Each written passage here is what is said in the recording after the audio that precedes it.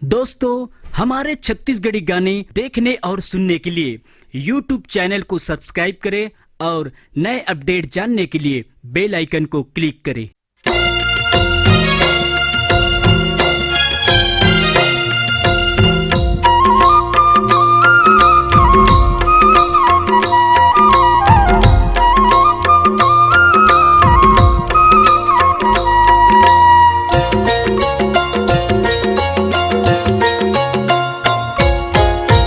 दाई तोरे लीला के वो, दाई तोरे माया के वो, कोनो नहीं पाइन पा, कोनो नहीं पाइन पा।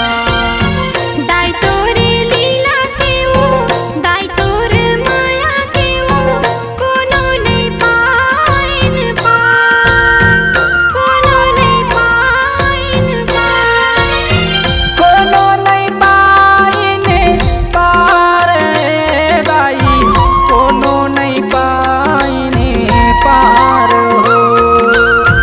कोनो नहीं पाइन पार हो दाई, कोनो नहीं पाइन पार हो। दाई तोरे लीला के वो, दाई तोरे माया के वो, कोनो नहीं पाइने पार, कोनो नहीं पाइने पार। दाई तोरे लीला के वो, दाई तोरे माया के वो, कोनो नहीं पाइन पार, कोनो नहीं पाइन पार।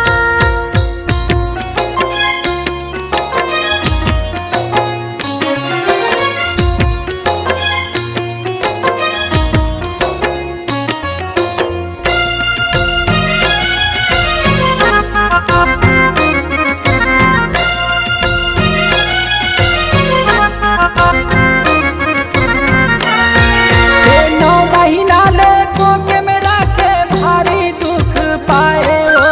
जनम हमला दे के उदाई दुनिया मातल लाए ये अंगरी पकड़ के रेंग न सिखाए, बोली भाख सिखाए ना। कच्चा दिसनम सोई तै है सुखम हम लसवाए ना।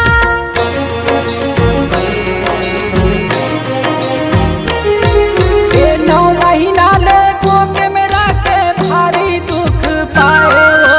जनम हमला दे के उदाई दुनिया मातल लाए ये अंगरी पकड़ के रेंग न सिखाए, बोली भाख सिखाए ना। कच्चा दिसनम सोई तै है सुखम हम लसवाए ना। दाई तोरे लीला के वो, दाई तोरे माया के वो, कोनो नहीं पाइने पार, कोनो नहीं पाइने पार।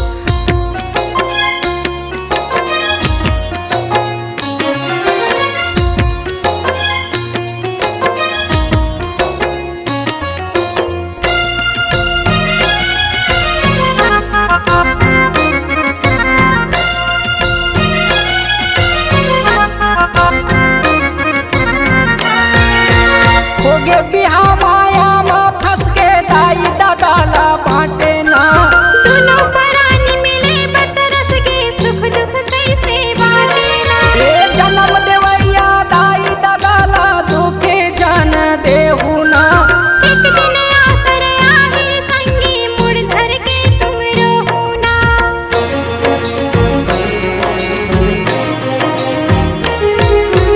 होगे बिहा माया में फंस के दाई दादाला बांटे ना। दोनों परानी मिले बतरस के सुख दुख कैसे बाटेला। ये जन्म देवैया दाई दादाला दुखे जन देहु ना। एक दिन आसर आहिर संगी मुड़ धर के तुम रोहू ना। दाई तोरे लीला के वो, दाई तोरे माया के वो, कोनो नहीं पाइने पार, कोनो नहीं पाइने पार।